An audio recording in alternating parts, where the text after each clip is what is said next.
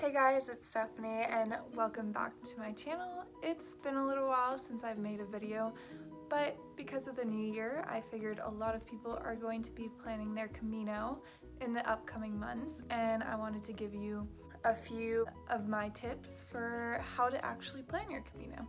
In this video, I'm going to break it down into 5 different steps that will help you kind of organize how you're going to plan it.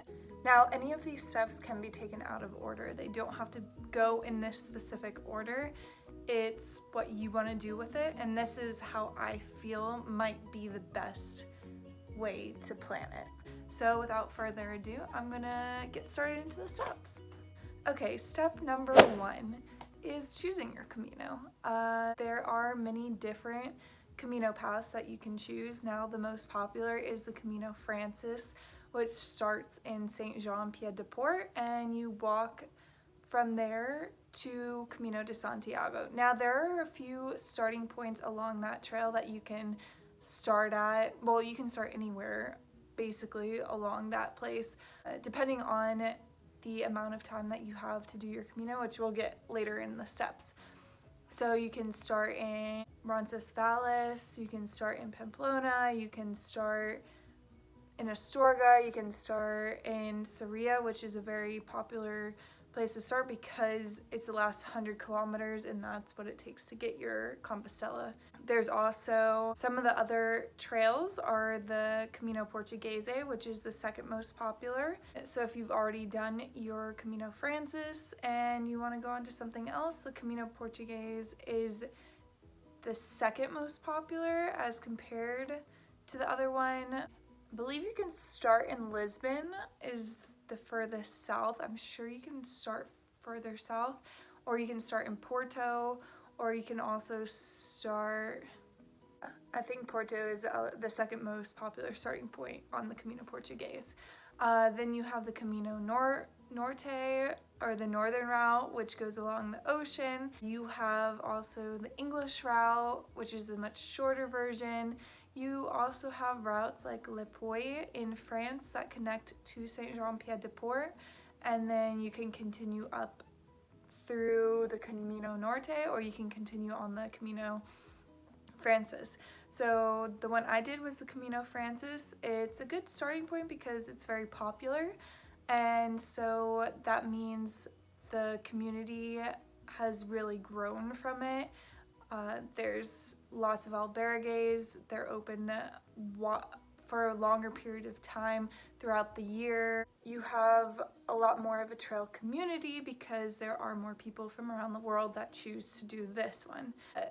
There are advantages and disadvantages to all of the trails, and if you guys want to see another video or more videos on each trail, I'd love to make more. Leave it in the comment down below. So yeah, like when you're doing your research, you can get a feel for what kind of experience you want to have on the trail. Now, do you want to be by yourself most of the time, or do you want to have that extra push from having people around you and encouraging you and being more of, I guess what you would say, like a trail family? So those are just some things to consider when you're planning your trip. Okay, step number 2. So now that you figured out which trail you would like to choose on, that you would like to choose to go on, now you want to find out when you can go. So this means how long do you have to be able to walk? So you know the trail you want to, now figure out how much of the trail you want to walk. So now you can walk the 30 days, you can walk a week of it, you can walk a day of it. The most popular times to walk are going to be the month of May and September. Now this is peak season. Despite what a lot of guidebooks say that this is the best time of year to go, yes, it is a really good time to go. That's why it's the most popular. But you have some other things to consider. Now, getting a spot in albergue, do you have to book ahead? How early do you have to start in the morning so you can beat the crowds if you want to walk solo for a little while? Those are some things to consider when you're choosing the time of year you want to go. So I went personally in May, and the beginning of the part was fairly cold. The weather was nice throughout the rest of the time walking. I think it rained on us maybe one day, but you can start in earlier months and you can start later. So a lot of people recommend not going in the summer just because of the heat, so that's a lot less crowded. Other people really recommend going in September and fall, and it's a really beautiful time of the year to go weather-wise, and you're not gonna it's going to be more crowded because of that, but it all works out depending on when you can actually go. So now if you have a job, you can only take off a certain amount of time and it can only be around that time, then don't worry, because every experience is going to be fairly nice. The only time I would consider really evaluating if you can go would be winter, because I know a lot of the albergues and restaurants are not going to be open, so that might hinder your experience if you're going to be stressed about how far you have to walk that day to find an open place to stay. But I would advise to do your research about that, about winter, because there isn't a lot of information because not a lot of people have done it. So if you do it, please share with the rest of us. We'd love to hear your experience. Step number 3 is budgeting. Now you figured out what trail you want to go on, when you can go on it, and now you're trying to figure out how much money you should spend. So there are a couple of ways to do the Camino de Santiago, depending on your length of time you have off. So if you really want to do it on a budget, you really can, because this is a very cheap way to travel. A lot of the albergues are donation based, so it is on a pay what you can basis. Others are 5 to 10 euros on the Camino Frances. Now on the other ones, it might differ, not significantly. Le Puy is going to be a bit more expensive because it's France. Spain is going to be cheaper. Portugal is probably going to be somewhere in the middle, and also quality of albergues and hotels and, you know, accommodation. So all of them are going to differ slightly, but are going to be relatively in the same range for hostels, which are albergues, and that's going to range from donation to 15 to 20 for hostels. Now, hotels are going to be more expensive generally. It's for those nights you want to treat yourself, or you want to do it on a more luxurious budget. So if you have the money to spend and you want to stay in hotels your entire time because you can't stand the snoring orchestra of a lot of these hostels, which is understandable. If you're going to be walking, you know, any kind of distance the next day with a bunch of stuff, you want a good night's rest. But I do recommend staying in the albergues at least a few times, just so you get that experience, the true Camino experience. But, and food-wise, there's going to be pilgrim menus, which aren't the best food, but they are in bulk, and it's to fill you up after a long day's walk. It's a hot meal, and generally it will come with wine, a starter, a dessert, a main course. So at the end of a long day, you might not care how much or the quality of the food, you just want to eat as much as you can. Breakfast is relatively cheap, and lunch as well can be relatively cheap. It could be as expensive or as cheap as you would like. So you can grocery shop and pack out your own lunch, or you can stop at cafes along the way, which does support local businesses, which I'm all for. And I did it kind of in a medium budget. I splurged when I wanted to splurge, which ended up kind of being closer towards Santiago when I was tired, and you know, I just wanted a big meal at the end of the day, and sometimes I wanted it to taste better than the pilgrim menu. But then there was other days where me and a couple other pilgrims would go to the grocery store and buy some bread and meat and cheese and just have our own picnic, and that was relatively inexpensive. So I would say I did it in a moderate budget, but there's ways to go under. I know someone who was pretty much almost done and didn't really spend, I think, $600 to $700 for an entire month in Spain, and that includes accommodation, food, coffee, you know. So figure out, during this step, you want to figure out what kind of your Camino experience is going to be. Always budget more than even what you think you're going to spend, because there are going to be days where you are tired and exhausted and you don't want to just pack out a lunch and go to the grocery store. You just want to buy something easy, and it's going to be more expensive. And there's going to be times where you want to stay in a hotel maybe, and you want to get a good night's rest. So, no, I didn't realize the blinds. Maybe, should I close this? Okay, I think that's good. What was I saying? Budget. A budget more so than what you think you're going to spend. Just to be safe, because you do not want to be stuck in the middle of Spain on a farm with no money, because that's not a good situation for anyone. Okay, moving on to step number 4. Now, step number 4 is going to be the logistics of your trip. So you kind of figured out the range of experience you want to have, when you want to go, what trail you want to go on, just to recap. Now it's about how to get there. So how are you going to get there? Are you going to fly in? Are you going to take the train? Are you going to take the bus? What is going to be your best plan of action? Because it is going to be different for everyone. Everyone's coming in from a different country. Things are cheaper, things are more expensive. So it depends on your style of travel and what's going to be most easy for you. Now, this is one thing that I learned the hard way going in with my friend. So I'm more of a, let's kind of wing it, let's see where we're at, which works out the majority of the time. It did work out for us, but it was a bit more stressful. We were in Barcelona, and I figured that we didn't plan to walk the whole thing, but since we had the time, we're like, okay, why not do it? But we did have another flight booked, so we're on the computer at the hostel the night before we were leaving, and we didn't have anything booked to go to Saint Jean. So we left a few days early from Barcelona, so we had to pick everything that night for the next day. So we're sitting down there at 1 a.m. trying to figure out the best route, how expensive things are going to be.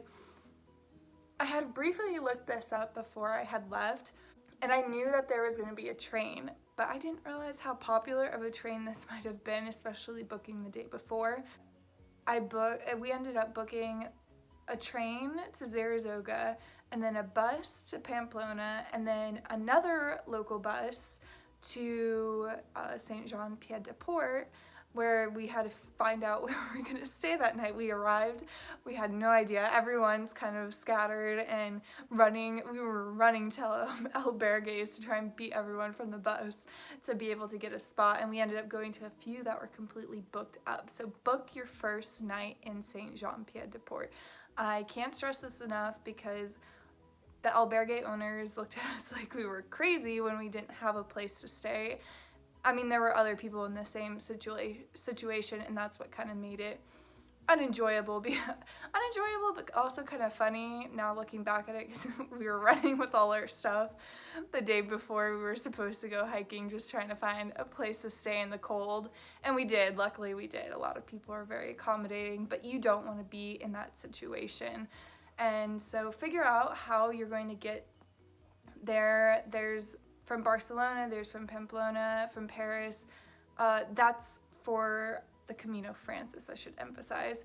Now for the other ones, I'm not exactly sure, but the point is universal. So figure out how you're going to get to Lisbon, or how you're going to get to San Sebastian, where the Camino Norte works, or if you're going to take a train or a bus from Paris to Le Puy.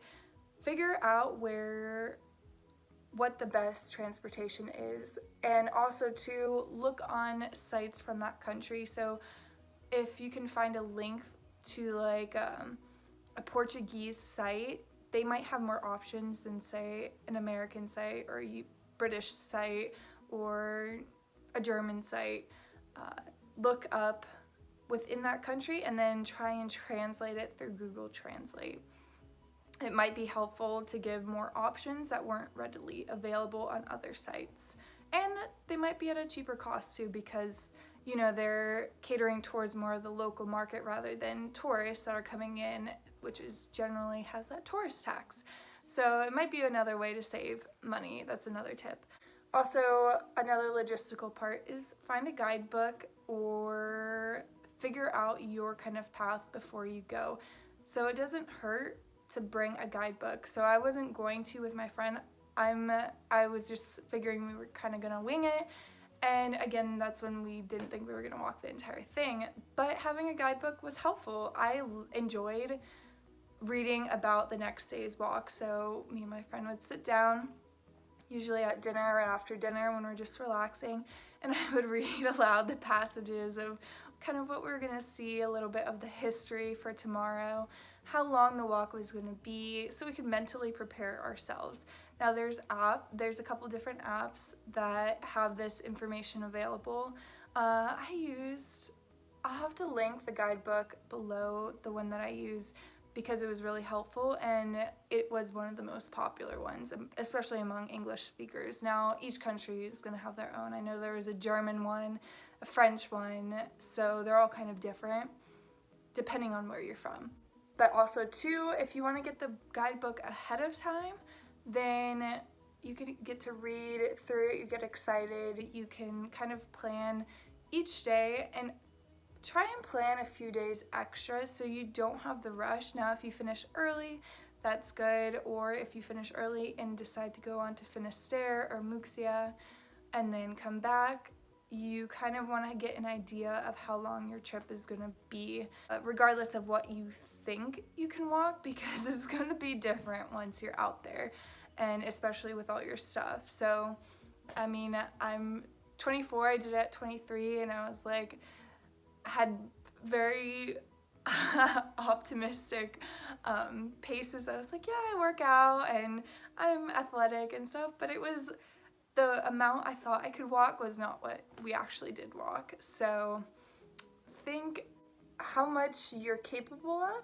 and it's your Camino, so you can take it as slow or as long as you want. And if you don't finish in your time frame, then you can always, I mean, you might not always be able to come back, but then if you can plan another trip. Yeah, so it's up to you and what your physical capabilities are. Yeah, and then another logistical thing going on to that is figure out how much time you have, which I kind of talked about earlier.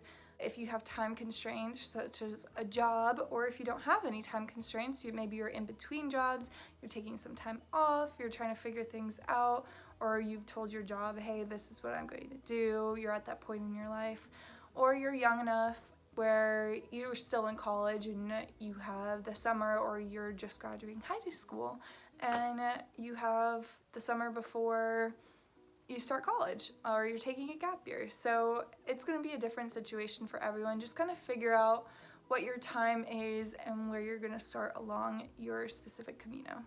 And step number 5, so now that you've figured out maybe everything beforehand and now you've done your research and you're getting excited and you want to start ordering stuff, just take a step back and think about what you really need. So one of the mistakes that I talked about in one of my other videos is bringing too much stuff. I can't reiterate this enough.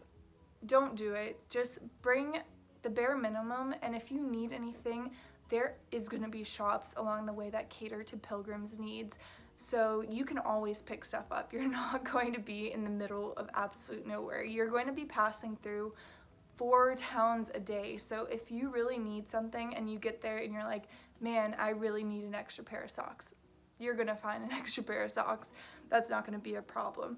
Bring your absolute necessities, and anything extra you don't need or you don't think you need, get it there and put that in your budget. Yeah, I've seen the tool that a lot of people make the mistake of reading online. You need all this stuff and you should bring this, and if you like to cook, bring a pot, and because of the albergues, like maybe filling up, bring a tent and the sleeping bag and a sleeping mat. And I've seen so many people make the mistake of any age range. It wasn't young people, it wasn't older people, it was anyone and everyone. you don't have to bring a tent, you don't have to bring this super heavy duty stuff, because there was someone on the internet that said you need all of this stuff, because the more stuff you carry affects your knees, it affects your feet, it affects your joints, gives you blisters, and that's not the kind of Camino you want to have. You want to be able to enjoy your trip and enjoy walking every day, and not being there and dreading it and saying, oh yeah, I'm having this great experience, but my body is not being able to handle it, and you end up quitting, or you end up taking the bus, or you end up using one of the bag services, which are all fine. Some people might give you a hard time about it and say it's not the true Camino spirit, but you're taking the time to be out there and be with yourself, so don't make a mistake of bringing too much stuff and being that your biggest concern, and then maybe getting rid of that stuff that you spent a lot of good money on while you're there and realize you don't need it. But yeah, packing, I got off on a little rant there, but yeah, pack only what you need. I made another video of my packing list, what I brought in 2018. I do want to make maybe a video specifically for what to bring, the essentials, like the absolute essentials and nothing else, and then you guys can play with what you want to bring extra that is more tailored to you. Yeah, if you guys are interested in that, let me know. And a bonus step that I didn't include this video, step number 6, just get excited. This is a trip of a lifetime. It's something different than just going and seeing, you know, the big tourist sites. This is a spiritual journey. It can be religious, it could be personal. People are going through things all the time, so this is a good time to just kind of disconnect. So if you want to go and film it and take many pictures and have that as your memories and stuff, or if you want to go and just completely disconnect and reevaluate your life and have deeper meanings and deeper connections with the people around you, you can do that in any kind of situation. The Camino is what you make of it, and encourage people around you and encourage the people that you're walking with, because I mean, you're all going through the exact same thing together, waking up, walking. It's going back to our roots of not needing a bunch of stuff, and you're connecting with the earth, and you're connecting to another culture and people from around the world. And I think that's what makes the Camino so special, is the people that are actually walking it, and the impact that they have on your life, and the impact that you're gonna have on their life that maybe unknowingly that you have. So yeah, get excited if you're in this stage of planning an actual trip. It doesn't even have to be for this year. It could be anywhere along the time in the future, in 2020 and 2030. Just get out there and do it and get excited and be happy that this opportunity could be an opportunity of a lifetime. So that's all my steps. If you like this video, please give it a thumbs up. It really supports my channel, and I appreciate you guys coming to watch this video. And yeah, leave a comment, share your experience, ask me any questions. I love to help out and get excited about your future Caminos. So yeah, I'll see you guys in the next video.